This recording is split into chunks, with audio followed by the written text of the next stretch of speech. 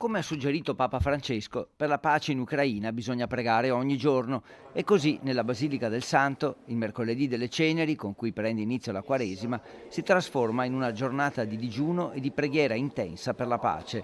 3 ore dedicate in particolar modo al difficile momento che si vive in Europa e sono stati molti i fedeli che hanno pregato in silenzio davanti all'altare principale della Basilica. Sempre il cammino quaresimale è caratterizzato da una preghiera più intensa. Le difficili situazioni che stiamo vivendo tutti, in particolare alcune popolazioni colpite da questa violenza, ecco, credo che tutto questo chieda ancora di più la nostra preghiera, anche se a volte sembra che sia inutile, no, fermarci a pregare. Ecco, in realtà è un dono grande che possiamo fare a tutto il mondo. Per un credente la preghiera non è mai inutile e anche se le condizioni sono difficili, la sua importanza è fondamentale. Già il fatto di poterci fermare e di ascoltare se nel nostro cuore ci siano chiusure, violenze, egoismi, ecco, questo sia un dono grande, no? Perché la pace nel mondo parte innanzitutto dagli sforzi che ciascuno di noi singolarmente può e deve fare per una vita più pacifica. Una preghiera di pace ripetuta poi in serata sul sagrato della cattedrale,